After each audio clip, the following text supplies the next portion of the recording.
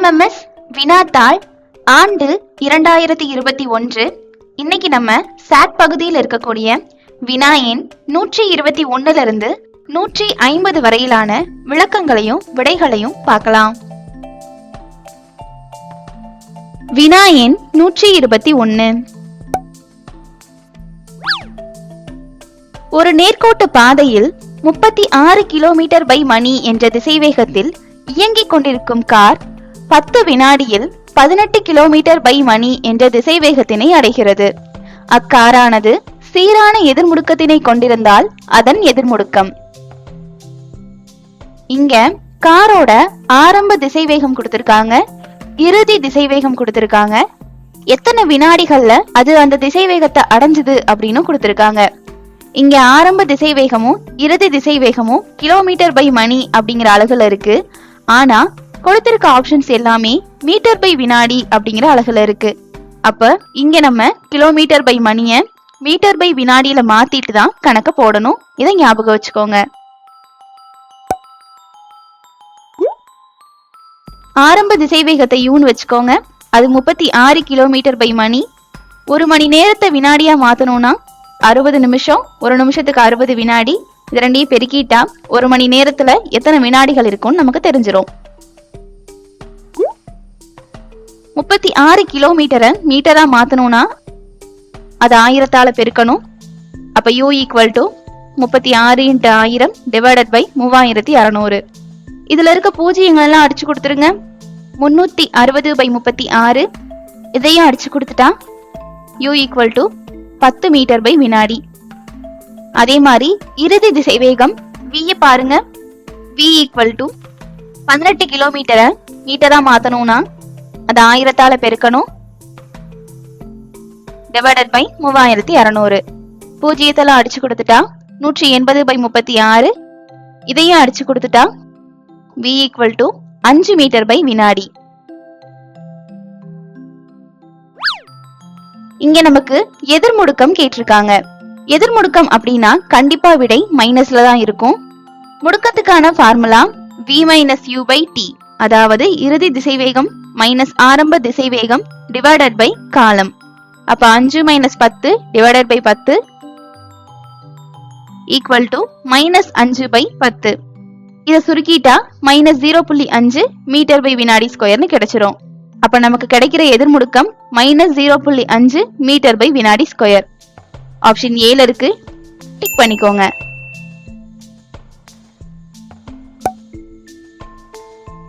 வினா எண் 122. பொறுத்துக. இங்க சில மூலக்கூறுகளோட வகைகளும் அதுக்கான எடுத்துக்காட்டுகளும் கொடுத்திருக்காங்க. அதை சரியா பொருத்தணும்.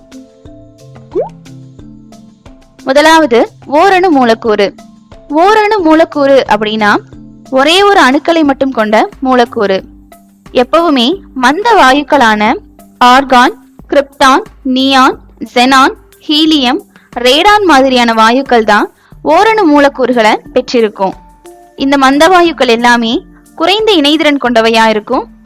இதெல்லாமே தனிமங்களோட அட்டவணையில குழு 18ல வகைப்படுத்தப்பட்டிருக்கும். அப்ப இங்க ஓரணு மூலக்கூறுக்கான எடுத்துக்காட்டு மந்த வாயுக்கள்.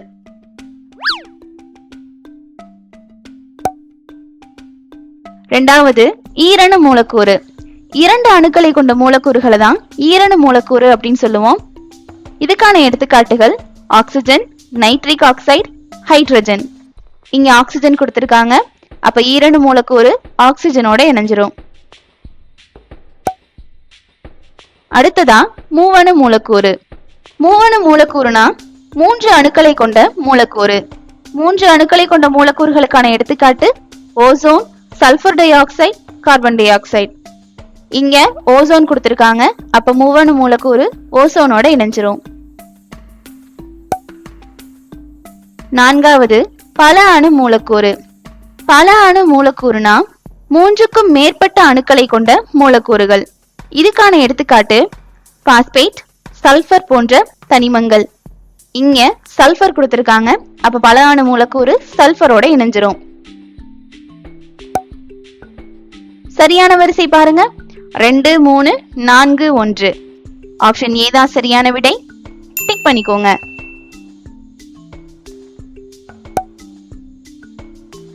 வினா எண் 123. பின்வருவனவற்றுள் எத்தனை இயற்பியல் மாற்றங்கள் உள்ளன? இங்க சில மாற்றங்கள் கொடுத்திருக்காங்க. இதெல்லாம் இயற்பியல் மாற்றமா நம்ம கண்டுபிடிக்கணும். முதல்ல இயற்பியல் மாற்றம்னா என்ன? வெப்பம் மற்றும் அழுத்தத்தின் காரணமா ஏற்படுற மாற்றங்கள் தான் இயற்பியல் மாற்றங்கள். இந்த இயற்பியல் மாற்றங்கள்ல எப்பவுமே ஒரு பொருள் மற்றொரு பொருளா மாறாது. உதாரணத்துக்கு பால் தயிரா மாறுது இல்லையா? அந்த மாதிரி பால் அப்படிங்கிற ஒரு பொருள் தயிரா மாறுறது வேதிவினை. இந்த மாதிரி ஒரு பொருள் மற்றொரு பொருளா எப்பவுமே மாறாது. அது அதே நிலையில தான் இருக்கும். அதே மாதிரி இயற்பியல் மாற்றத்தினால அந்த பொருட்கள்ல பருமன்ல எந்த ஒரு மாற்றமும் ஏற்படாது. இங்க முதல்ல கொடுத்திருக்கிறது பாருங்க, உருகுதல். உருகுதல்னா என்ன? பனிக்கட்டி நீரா உருகிறது. அப்ப பனிக்கட்டி அப்படிங்கிற ஒரு பொருள் வெப்பநிலை அதிகமாகும் போது நீரா உருகுது. அப்ப இங்க வெப்பத்தின் காரணமா இந்த மாற்றம் ஏற்படுது. அதனால இது இயற்பியல் மாற்றம். அடுத்ததா உறைதல். உறைதல்னா நீர் பனிக்கட்டியா உறையிறது. இங்க வெப்பநிலை குறையும் போது நீர் பனிக்கட்டியா உறையுது. அப்ப இதுவும் ஒரு இயற்பியல் மாற்றம் தான். அடுத்ததா துருப்பிடித்தல். துருப்பிடித்தல்னா என்னன்னா, இரும்பு காற்றில் இருக்கக்கூடிய ஆக்சிஜன் மற்றும் ஈரப்பதத்தோட வினை புரிந்து துரு அப்படிங்கிற ஒன்ன உருவாக்கும். பொதுவா இரும்பு துருப்பிடிச்சதுன்னா அதை ஃபெரிக் ஆக்சைடு அப்படின்னு சொல்லுவாங்க. இங்க இந்த இரும்பு காற்றில் இருக்கக்கூடிய ஆக்சிஜன் மற்றும் ஈரப்பதத்தோட வேதி வினையின் மூலமா மாற்றமடைகிறனாலதான் இந்த துருப்பிடித்தல் நிகழுது. அப்ப இது ஒரு இயற்பியல் மாற்றம் கிடையாது, வேதியியல் மாற்றம். அடுத்ததா கொதித்தல். கொதித்தல்னா தண்ணி வெப்பநிலை அதிகமா இருக்கும் போது கொதிக்க ஆரம்பிக்கிறது. அப்ப இங்க வெப்பநிலை சம்பந்தப்படுது. அப்ப இது இயற்பியல் மாற்றம் தான். அடுத்ததா நொதித்தல். நொதித்தல் அப்படின்னா நம்ம கேக் பண்ணும் போதோ இல்ல பீட்சாக்கான மாவை பிசையும் போதோ அதை நொதிக்க வைக்கிறதுக்காக, அதாவது புளிக்க வைக்கிறதுக்காக நம்ம ஈஸ்ட பயன்படுத்துறோம். இந்த மாதிரி கரிம வினைகளை வேகப்படுத்துறதுக்கு இந்த ஈஸ்ட் ஒரு நொதித்தல் செயலை பண்ணுது. அப்ப அததான் நொதித்தல் அப்படின்னு சொல்லுவாங்க. அப்ப இங்க வெப்பநிலையோ அழுத்தமோ ஈடுபடல. அப்ப இது ஒரு வேதியியல் மாற்றம், இயற்பியல் மாற்றம் கிடையாது. அடுத்ததா தயிராதல். தயிராதல்னா நான் முன்னாடியே சொன்னேன், பால் லாக்டோபாசிலஸ் அப்படிங்கிற பாக்டீரியா மூலமா தயிராக்கப்படுது. இங்க வெப்பநிலைக்கான எந்த வேலையும் இல்ல. அது மட்டும் இல்லாம பால் அப்படிங்கிற ஒரு பொருள் தயிர் அப்படிங்கிற மற்றொரு பொருளா மாறிடுச்சு. அப்ப இது இயற்பியல் மாற்றம் கிடையாது, வேதியியல் மாற்றம். அடுத்ததா ஆவி சுருங்குதல். ஆவி சுருங்குதல்னா ஆவியாக்கப்பட்ட நீர் வெப்பநிலை குறையும் போது தண்ணீரா சுருங்குது. இததான் ஆவி சுருங்குதல் அப்படின்னு சொல்றோம். அப்ப இது ஒரு இயற்பியல் மாற்றம் தான். அப்ப இங்க எத்தனை இயற்பியல் மாற்றங்கள் இருக்கு? உருகுதல், உறைதல், கொதித்தல் மற்றும் ஆவி சுருங்குதல். 4 இயற்பியல் மாற்றங்கள் இருக்கு. அப்ப விடை ஆப்ஷன் சி. டிக் பண்ணிக்கோங்க.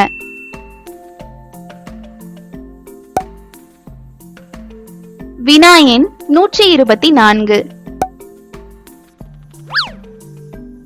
ஈஸ்ட் என்பது ஒரு டேஷ். ஈஸ்ட் அப்படின்னா அது ஒரு பூஞ்சை வகுப்பை சார்ந்த ஒரு செல் நுண்ணுயிரி. அப்ப பூஞ்சை வகுப்பை சார்ந்த ஒரு நுண்ணுயிரி அப்படிங்கிறது நமக்கு தெரிஞ்சிருச்சு. அப்ப ஆப்ஷன் ஏவும் விடையா இருக்க வாய்ப்பு இருக்கு, ஆப்ஷன் சியும் இருக்கு. ஆப்ஷன் பி பாருங்க, வினையூக்கின்னு கொடுத்திருக்காங்க. வினையூக்கினா ஒரு வினைய துரிதப்படுத்துறதுக்கு பயன்படுத்துறது. பிரெட் எல்லாம் தயாரிக்கும் போது மாவை நொதிக்க வைக்கிறதுக்காக, அந்த வினை வேகமா நிகழணும் அப்படிங்கிறதுக்காக இந்த ஈஸ்ட ஒரு வினையூக்கியா பயன்படுத்துவாங்க. அப்போ ஈஸ்ட் அப்படிங்கிறது ஒரு பூஞ்சை, வினையூக்கி மற்றும் நுண்ணுயிரி. அப்ப ஆப்ஷன் டி அனைத்தும் அப்படிங்கிறது தான் சரியான விடை. டிக் பண்ணிக்கோங்க.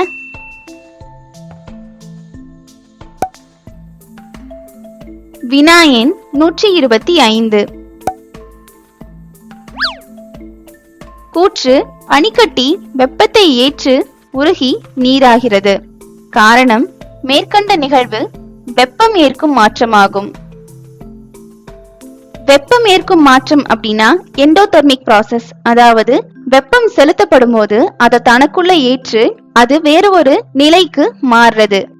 இப்ப பனிக்கட்டி வெப்பத்தை தனக்குள்ள ஏற்றுச்சுன்னா அது கொஞ்சம் கொஞ்சமா உருகி நீரா மாறிடும். இது வெப்பம் தனக்குள்ள அந்த பனிக்கட்டி ஏத்துக்கிறனால உருவாகிற விளைவு. அப்ப இங்க கொடுத்திருக்க கூற்றும் சரிதான், காரணமும் சரிதான். ஆப்ஷன் டி சரியான விடை. டிக் பண்ணிக்கோங்க.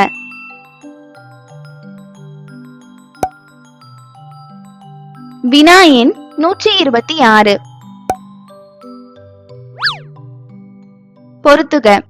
இங்க சில பலப்படிகளோட வகைகளும் அதுக்கான எடுத்துக்காட்டுகளும் கொடுத்திருக்காங்க. இது சரியா பொருத்தணும். முதல்ல கொடுத்திருக்கிறது இயற்கை பலப்படிகள். இயற்கை பலப்படிகள்னா நேச்சுரல் பாலிமர்ஸ். உயிரினங்களோட உடல்ல காணப்படுற பலப்படிகளை தான் இயற்கை பலப்படிகள் அப்படின்னு சொல்லுவாங்க. அப்போ மனித உடல்லையும் இயற்கை பலப்படிகள் இருக்கும். அப்ப இயற்கை பலப்படிகள் மனித உடலோட இணைஞ்சிரும். அடுத்ததா செயற்கை பலப்படிகள். பெட்ரோலிய எண்ணெய் மற்றும் பெட்ரோலிய வாயுக்கள்ல இருந்து மனிதனால உருவாக்கப்படுற நெகிழிகளை தான் செயற்கை பலப்படிகள் அப்படின்னு சொல்லுவாங்க. அப்ப ரெண்டாவது பிளாஸ்டிக்கோட இணைஞ்சிரும். அடுத்ததா புரத பலப்படிகள்.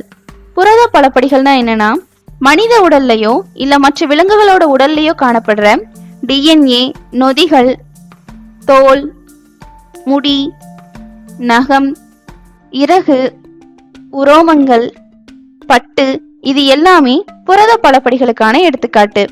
இங்க தோல் கொடுத்திருக்காங்க. அப்ப புரத பலப்படிகள் தோலோட இணைஞ்சிரும்.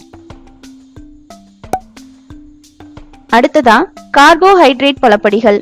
தாவரங்கள்ல காணப்படுற செல்லுலோஸ், கைட்டின், லிக்னின், இது எல்லாமே கார்போஹைட்ரேட் பலப்படிகளுக்கான உதாரணங்கள். இங்க செல்லுலோஸ் கொடுத்திருக்காங்க. அப்ப நான்காவது செல்லுலோஸோட இணைஞ்சிரும். இப்ப சரியான வரிசை சொல்லுங்க. 3, 4, 2, 1. ஆப்ஷன் ஏ டிக் பண்ணிக்கோங்க.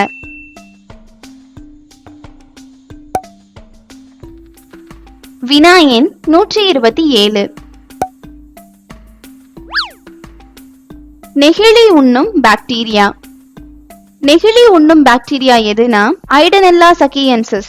2016ல ஜப்பான் அறிவியலாளர்கள் பாலியத்திலின் டெருப்தலேட் பாட்டில்களை மறுசுழற்சி செய்யற ஆலையில ஐடனெல்லா சக்கியன்சிஸ் 201F6 அப்படிங்கிற ஒரு பாக்டீரியா ஒருமுறை மட்டுமே பயன்படுத்தக்கூடிய பாலியத்திலின் டெருப்தலேட் அப்படிங்கிற பாட்டில செரிச்சு உணவா உட்கொள்றத கண்டுபிடிக்கிறாங்க. இந்த பாலியத்திலின் டெருப்தலேட்டை நம்ம பெட் பாட்டில்ஸ் அப்படின்னு சொல்லுவோம். இந்த பாக்டீரியா பெட்டேஸ் அப்படிங்கிற நொதிய சுரந்து இந்த பெட் பிளாஸ்டிக்க சிறிய மூலக்கூறுகளா சிதைத்து உணவா உட்கொள்ளுது. அப்ப ஆப்ஷன் சி ஐடனெல்லா சக்கியன்சிஸ் தான் சரியான விடை. டிக் பண்ணிக்கோங்க.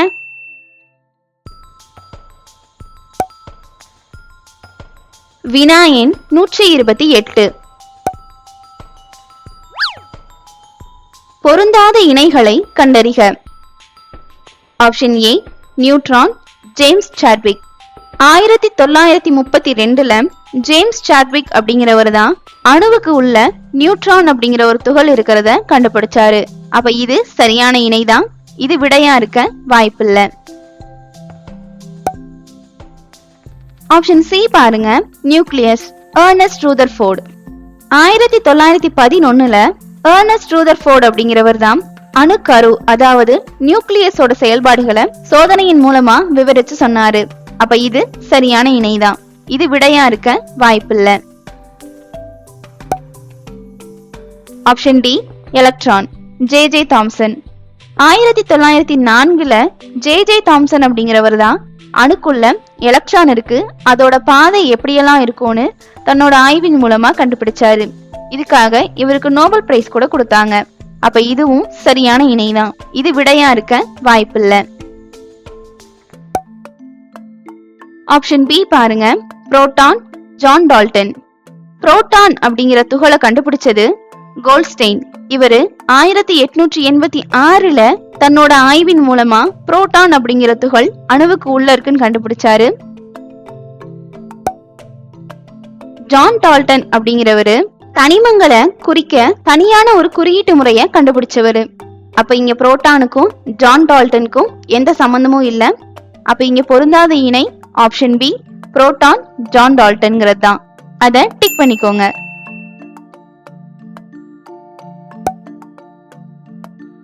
வினா எண் 129.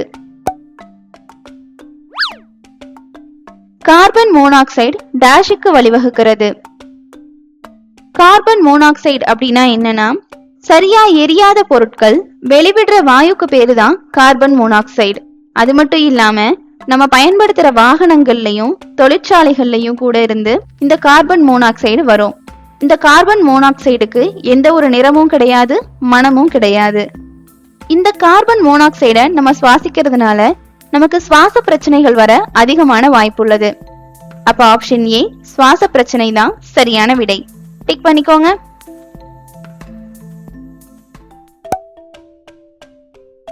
வினா எண் 130. H3PO4 இன் எதிரயனி. H3PO4 அப்படின்னா பாஸ்பேட். எதிரயனி அப்படின்னா வேதிவினையின் போது ஒரு அணுவானது ஒன்று அல்லது அதற்கு மேற்பட்ட எலக்ட்ரான்களை ஏற்கிறதுனால அது எதிர்மின் சுமை, அதாவது நெகட்டிவ் சார்ஜ பெற்றுக்குது. இததான் நம்ம எதிர் அயனி அப்படின்னு சொல்றோம். அப்ப இங்க H3PO4 எதிர் அயனி என்னன்னா PO4 3-. அதுதான் சரியான விடை. டிக் பண்ணிக்கோங்க.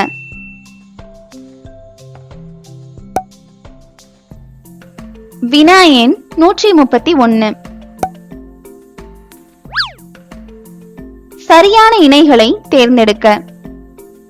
முதல்ல கொடுத்திருக்கிறது அல்கலிகள், நீரில் கரையும் காரங்கள். நீரில் கரையக்கூடிய காரங்களை தான் அல்கலிகள் அப்படின்னு சொல்லுவாங்க. இதுக்கு உதாரணமா sodium hydroxide, potassium hydroxide, calcium hydroxide, ammonium hydroxide, இது எல்லாமே சொல்லலாம். இது எல்லாமே நீர்ல கரைஞ்சு ஹைட்ராக்சைடு அப்படிங்கிற அயனிகளை நமக்கு தருது. அப்ப இது சரியான இணைதான். ரெண்டாவது பாருங்க, காரங்கள் நீல லிட்மஸ் தாளை சிவப்பாக மாற்றும். காரங்கள் எப்பவுமே சிவப்பு லிட்மஸ் தாளை தான் நீலமா மாற்றும். அப்ப இது தவறான இணை. மூணாவது, அமிலங்கள் மின்சாரத்தை கடத்தும். அமிலங்கள் நீர்ல கரையக்கூடிய தன்மையுடையவை. அது நீர்ல கரைஞ்சு நீர் கரைசலா இருக்கும் போது அது மின்சாரத்தை நல்லாவே கடத்தும். அப்ப மூணாவது சரியான இணை. அப்ப இங்க எதெல்லாம் சரியான இணை? 1 மற்றும் 3. அப்ப ஆப்ஷன் சி தான் சரியான விடை. டிக் பண்ணிக்கோங்க.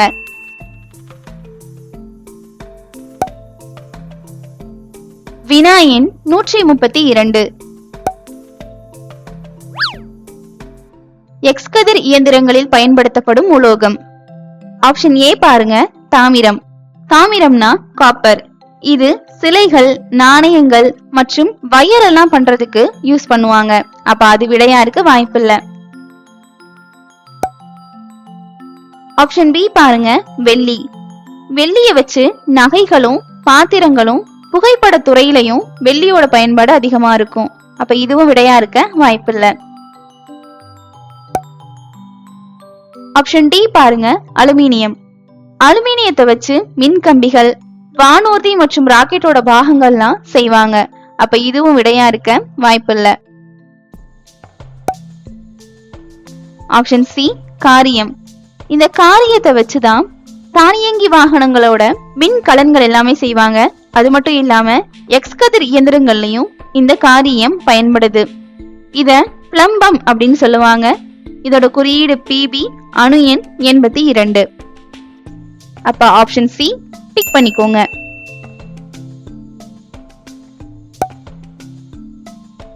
வினா எண் 133. பொறுத்துக. இங்க சில வேரோட வகைகளும் எடுத்துக்காட்டுகளும் கொடுத்திருக்காங்க. இத நம்ம சரியா பொருத்தணும். முதல்ல கொடுத்திருக்கிறது தூண்வேர். இத நம்ம ப்ராப் ரூட் அப்படின்னு சொல்லுவோம். நம்ம எல்லாருமே ஆலமரம் பார்த்திருப்போம். அதுல கிளையிலிருந்து விழுதுகள் வளர்ந்து பூமியை நோக்கி வளரும் போது முதிர்ச்சி அடைஞ்சதுக்கு அப்புறமா அது பூமியில ஊன்றி அந்த பறந்து விரிஞ்சு இருக்கிற ஆலமரத்துக்கு ஒரு தூண் மாதிரி ஒரு ஆதாரமா விளங்குது. இததான் நம்ம தூண்வேர் அப்படின்னு சொல்லுவோம். அப்ப தூண்வேர் ஆலமரத்தோட இணைஞ்சிரும். அடுத்ததா முட்டுவேர்.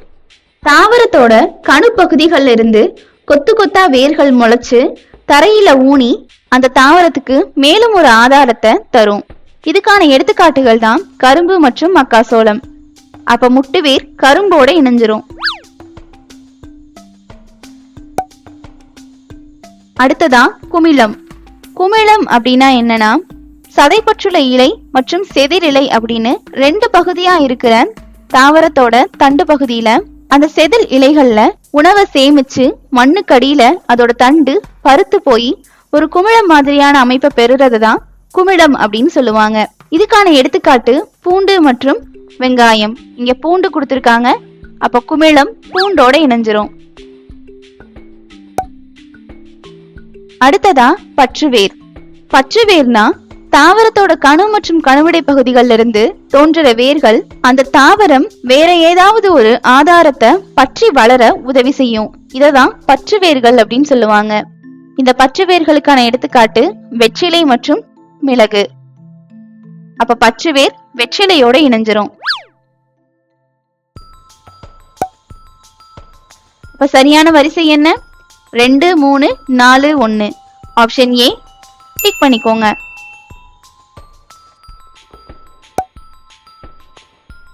வினா எண் 134. தாவர உலகின் மிகச்சிறிய விதை. தாவர உலகோட மிகச்சிறிய விதை ஆர்கிட் விதைகள். 35 மில்லியன் ஆர்கிட் விதைகளோட எடை வெறும் 25 கிராம் மட்டும்தான் இருக்குமா. அதே மாதிரி தாவர உலகத்தோட மிக பெரிய விதை இரட்டை தேங்காய். அப்ப இங்க சிறிய விதை ஆர்கிட். ஆப்ஷன் பி டிக் பண்ணிக்கோங்க.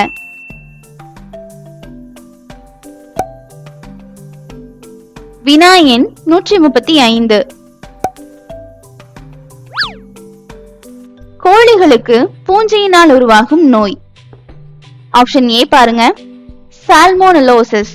இது மனிதர்களுக்கு உண்டாகக்கூடிய ஒரு பாக்டீரியா தொற்று. இந்த பாக்டீரியா மனித உடல்கள்ல இருந்துச்சுன்னா நமக்கு டயரியா போன்ற கடுமையான வயிற்றுப்போக்குகள்லாம் உருவாகும்.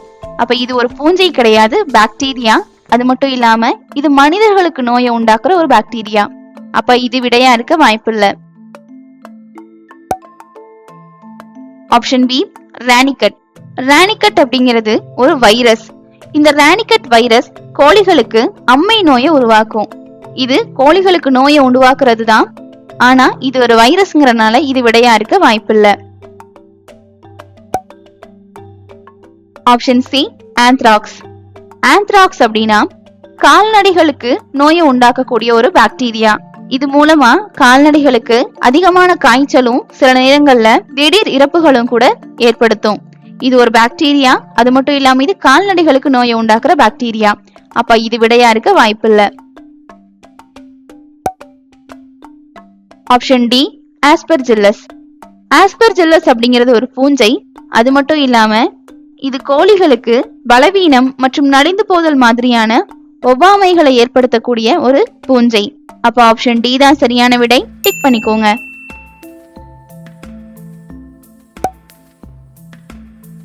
வினா எண் 136.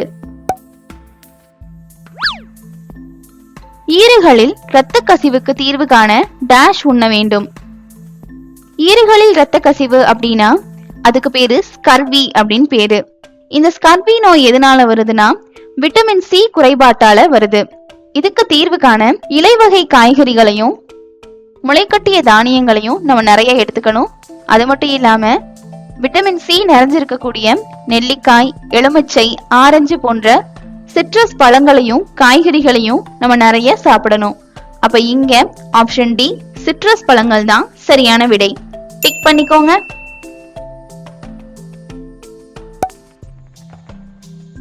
வினா எண் 137.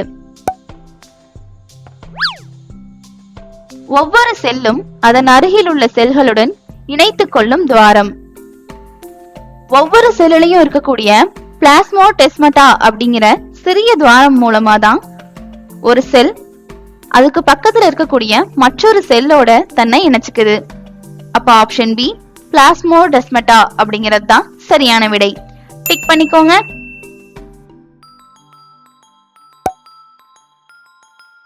வினா எண் 138. தேங்காயின் தாவரவியல் பெயர். Option A Allium sativum. Allium sativum அப்படின்னா பூண்டு. அப்ப இது விடையா இருக்க வாய்ப்பில்லை. Option B Oryza sativa. Oryza sativa அப்படின்னா அரிசி. அப்ப இதுவும் விடையா இருக்க வாய்ப்பில்லை. Option D Citrus sinensis.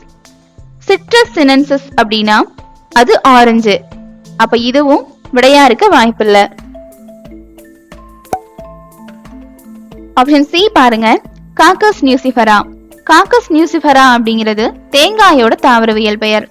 அப்ப ஆப்ஷன் சி தான் சரியான விடை. டிக் பண்ணிக்கோங்க.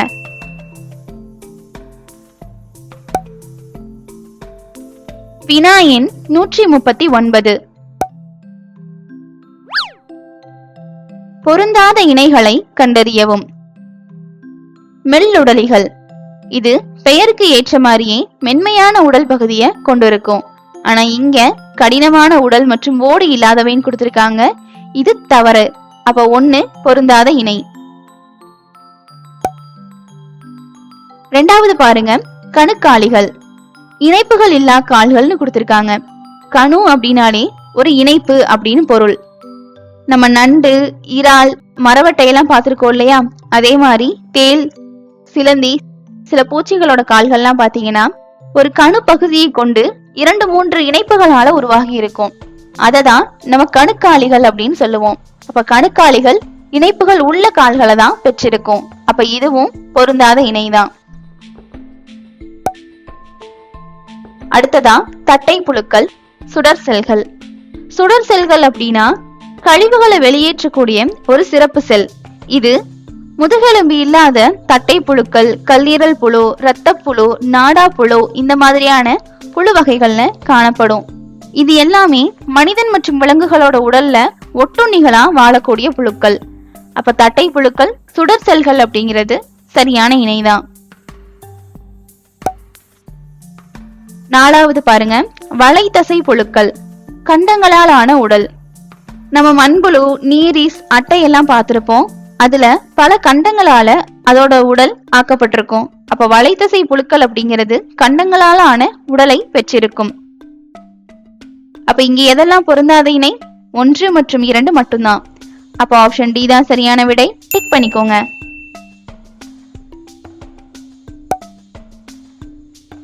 வினா எண் 140. இழை வடிவமுடைய பாசி. ஆப்ஷன் பி பாருங்க, வால்வாக்ஸ். வால்வாக்ஸ் அப்படிங்கிறது உள்ளீடற்ற கோள வடிவத்தை கொண்ட ஒரு பாசி. அதாவது அது கோள வடிவமா இருக்கும், ஆனா உள்ள ஒண்ணுமே இருக்காது. உதாரணத்துக்கு நம்ம பந்துகள் எல்லாம் சொல்லலாம். அதோட மேல்புற தோல் மட்டும்தான் இருக்கும், உள்ள எதுவுமே இருக்காது. அப்ப வால்வாக்ஸ் இலை வடிவம் கொண்ட பாசி கிடையாது. ஆப்ஷன் சி பாருங்க, கிளாமிடோமோனஸ். கிளாமிடோமோனஸ் அப்படிங்கிறது உருளை வடிவம் கொண்ட ஒரு பாசி. சில நேரங்கள்ல இது கதிர் வடிவத்திலையும் காணப்படும். அப்ப இதுவும் விடையா இருக்க வாய்ப்பில்லை. ஆப்ஷன் டி பாருங்க, குளோரெல்லா. குளோரெல்லா அப்படிங்கிறது வட்டம் இல்லனா நீள்வட்டம் வடிவத்தை கொண்ட பாசி. அப்ப இதுவும் விடையா இருக்க வாய்ப்பில்லை. ஆப்ஷன் ஏ பாருங்க, ஸ்பைரோகைரா. ஸ்பைரோகைரா அப்படிங்கிற பாசி இழை வடிவத்தை கொண்டது. அதாவது வயர் மாதிரியான ஒரு நீண்ட அமைப்பை கொண்டது. இது முதிர்ச்சி அடையும் போது பல துண்டுகளா உடைஞ்சு புதிய உயிரிகளை உருவாக்கும். இதையெல்லாம் நம்ம பொதுவா குளத்துல பார்க்க முடியும். அப்ப ஆப்ஷன் ஏ ஸ்பைரோகைரா அப்படிங்கிறது தான் சரியான விடை. டிக் பண்ணிக்கோங்க.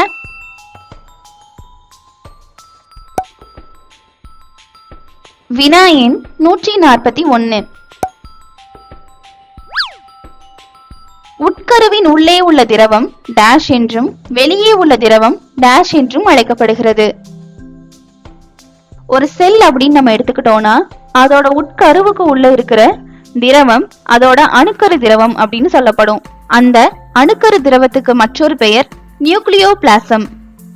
அந்த உட்கருவுக்கு வெளியில அந்த செல்லுல இருக்கக்கூடிய திரவத்துக்கு சைட்டோபிளாசம் அப்படின்னு பேரு.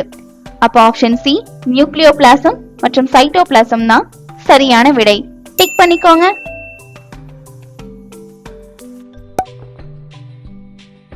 வினா எண் 142. பொருந்தாத ஒன்றை தேர்ந்தெடுக்கவும். Option A ஜிங்கோ பைலபா. ஜிங்கோ பைலபா அப்படிங்கிறது ஒரு ஜிம்னோஸ்பெர்ம் வகை தாவரம். இது விசிறி வடிவிலான இலைகளை கொண்டிருக்கும். ஜிம்னோஸ்பெர்ம்னாலே அது பூவா தாவரம் அப்படின்னு நமக்கு தெரியும்.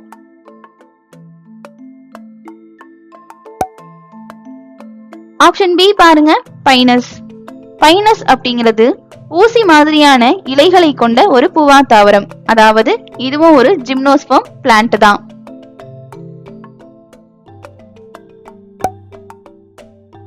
ஆப்ஷன் டி பாருங்க, சைக்கஸ். இது பனைமரம் மாதிரி நேரா கிளைகள் இல்லாம வளரக்கூடிய ஒரு சிறிய தாவரம். இதுவும் ஜிம்னோஸ்பெர்ம் அப்படிங்கிற வகைப்பாடுகளுக்குள்ளதான் வரும். ஆப்ஷன் சி பாருங்க, சைலோட்டம். சைலோட்டம் அப்படிங்கறதும் ஒரு பூவா தாவரம் தான். ஆனா இது டெரிட்டோஃபைட் அப்படிங்கிற வகையில வரும். காரணம் என்னன்னா, ஜிம்னோஸ்பெர்ம் அப்படிங்கிறது டெரிட்டோஃபைட்ல இருந்து கொஞ்சம் முதிர்ச்சி அடைந்த ஒரு வகுப்பு. டெரிட்டோஃபைட் தான் இந்த உலகத்துல முதல்ல தோன்றுச்சு அப்படின்னு சொல்லுவாங்க. அது மட்டும் இல்லாம இது மரமா வளராது, வெறும் செடி மாதிரி மட்டும்தான் இருக்கும். அப்ப இந்த சைலோட்டம் அப்படிங்கிறது ஒரு டெரிட்டோஃபைட் தாவரம். அப்ப இங்க ஆப்ஷன் ஏ, பி, டி இது மூணுமே ஜிம்னோஸ்பெர்ம் தாவரங்கள். ஆப்ஷன் சி மட்டும்தான் டெரிட்டோஃபைட் தாவரம். அப்ப ஆப்ஷன் சி தான் சரியான விடை. டிக் பண்ணிக்கோங்க.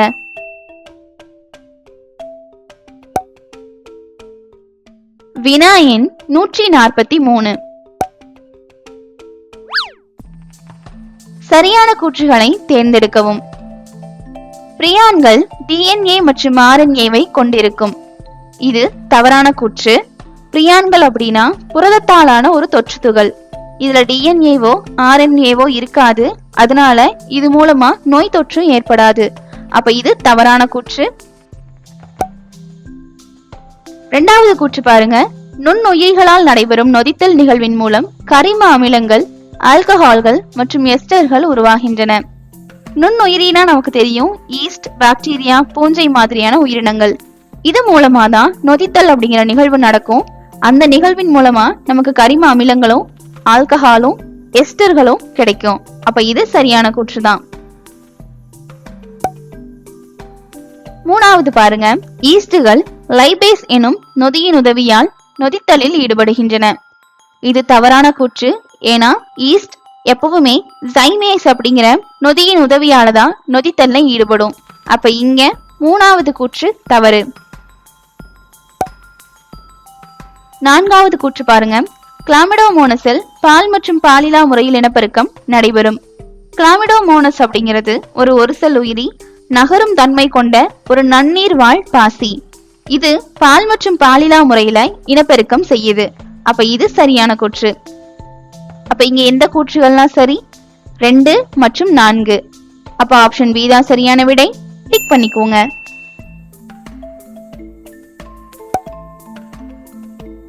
வினா எண் 144. டேஷ் லென்ஸுக்கும் வெளிவெண் படலத்துக்கும் இடையே நிரம்பியுள்ள திரவம். லென்ஸுக்கும் வெளிவெண் படலத்துக்கும் இடையில இருக்கக்கூடிய திரவத்துக்கு பேரு அக்குவஸ் திரவம். இது லென்ஸுக்கும் வெளிவெண் படலத்துக்கும் ஊட்டமளிக்கிற ஒரு திரவமா இருக்கு. அப்ப ஆப்ஷன் ஏ தான் சரியான விடை. டிக் பண்ணிக்கோங்க.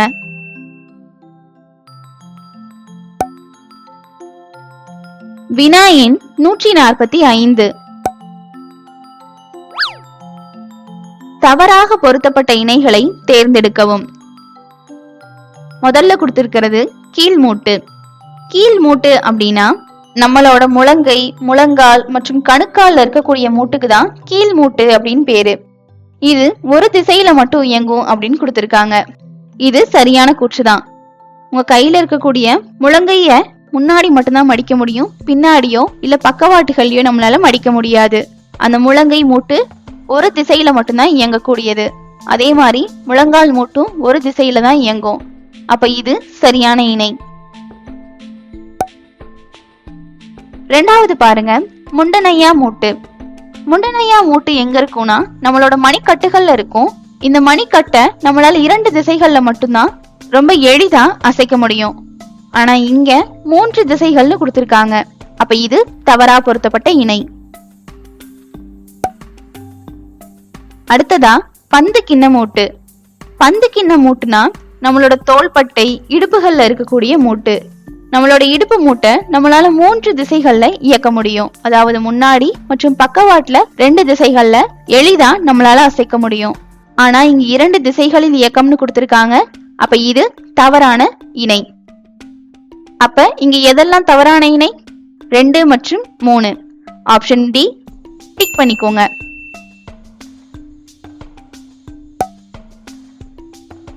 வினா எண் 146. பொறுத்துக. இங்க சில செப்பேடுகளும் நாணயங்களும் கொடுத்திருக்காங்க. அது யாருடைய காலத்தை சார்ந்தது அப்படின்னு நம்ம சரியா பொருத்தணும். முதல்ல திருவாலங்காடு செப்பேடு. திருவாலங்காடு அப்படிங்கிறது திருவள்ளூர் மாவட்டத்தில் இருக்கக்கூடிய ஒரு கிராமம். இங்க இருக்கக்கூடிய செப்பேடுகள் எல்லாமே 1014 முதல் 1044 வரை சோழ நாட்டை ஆட்சி செய்த ராஜேந்திர சோழன் அப்படிங்கிறவரோட காலத்துல எழுதப்பட்டது. அப்ப திருவாலங்காடு செப்பேடு ராஜேந்திர சோழனோட இணைஞ்சிரும். அடுத்ததா அன்பில் செப்பேடு. அன்பில் செப்பேடு திருச்சி மாவட்டத்தில் இருக்கக்கூடிய அன்பில் அப்படிங்கிற ஊர்ல இருக்கு. இந்த செப்பேடுகள் 957 இருந்து 973 வரைக்கும் சோழ நாட்டை ஆட்சி செய்த சுந்தர சோழன் அப்படிங்கிறவரோட காலத்துல எழுதப்பட்டது. அப்ப அன்பில் செப்பேடுகள் சுந்தர சோழனோட இணைஞ்சிரும். மூணாவது செப்பு நாணயங்கள். செப்பு நாணயங்கள் 1325 இருந்து 1351 வரைக்கும் டெல்லி சுல்தானியத்தை ஆட்சி செய்த துக்ளக் வம்ச அரசரான முகமது பின் துக்ளக் அப்படிங்கிறவர் காலத்துல அவரால் அறிமுகப்படுத்தப்பட்டது. அப்ப செப்பு நாணயங்கள் அப்படிங்கிறது முகமது பின் துக்ளக் அப்படிங்கிறதோட இணைஞ்சிரும். அடுத்ததா டாங்கா வெள்ளி நாணயங்கள். டாங்கா வெள்ளி நாணயங்கள் அப்படிங்கிறது 1210 இருந்து 1236 வரைக்கும் டெல்லி சுல்தானியத்தை ஆட்சி செய்த அடிமை வம்ச சுல்தானான இல்துமிஷ் அப்படிங்கிறவரோட காலத்துல அவரால் அறிமுகப்படுத்தப்பட்டது. அப்ப டாங்கா வெள்ளி நாணயங்கள் இல்துமிஷோட இணைஞ்சிரும். சரியான வரிசையை சொல்லுங்க. 2, 4, 1, 3. ஆப்ஷன் ஏ டிக் பண்ணிக்கோங்க.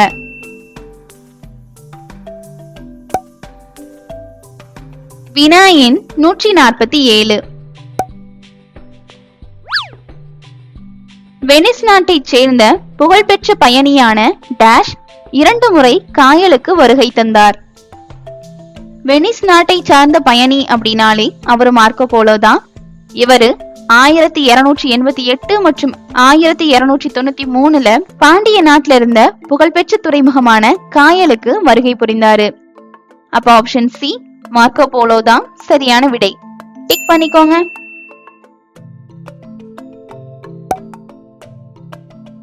வினா எண் 148. பெரிய வடிவிலான அலங்கார வேலைப்பாடுகளுடன் கூடிய ஒற்றைக்கல் தூண்கள் டேஷின் தனித்தன்மை வாய்ந்த பாணியாகும். பெரிய வடிவிலான அலங்கார வேலைப்பாடுகளுடன் கூடிய ஒற்றைக்கல் தூண்கள் இடைக்கால பாண்டியர்களோட தனித்தன்மை வாய்ந்த ஒரு பாணி. அப்ப ஆப்ஷன் ஏ இடைக்கால பாண்டியர்கள் தான் சரியான விடை. டிக் பண்ணிக்கோங்க.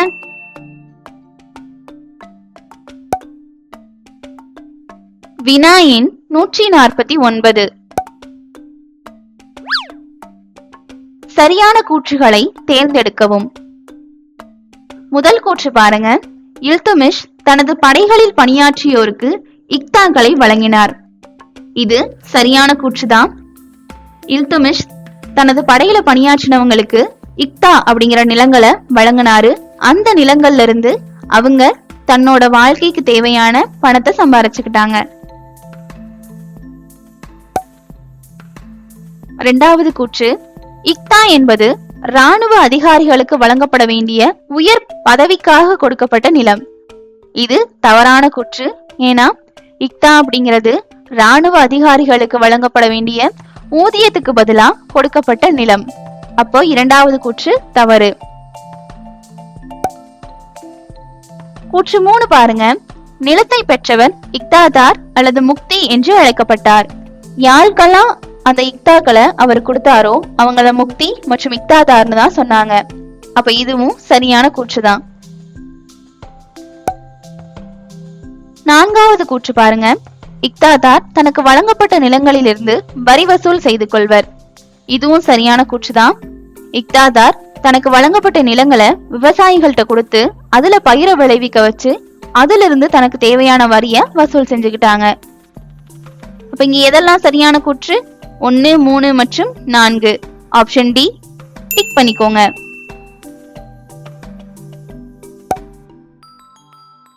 வினா எண் 150. மேவார் அரசரான ராணா உதய் சிங்கை அக்பர் டேஷில் தோற்கடித்து சித்தூரை கைப்பற்றினார். அக்பர் அப்படிங்கிறவரு 1556 இருந்து 1605 வரைக்கும் இந்தியாவை ஆட்சி செய்த முகலாய பேரரசர்கள்ல ஒருவர். இவரு மேவாரோட அரசனா இருந்த ராணா உதய் சிங்க 1568 தோற்கடிச்சு சித்தூரை கைப்பற்றினாரு. அப்ப சரியான விடை ஆப்ஷன் சி 1568. டிக் பண்ணிக்கோங்க.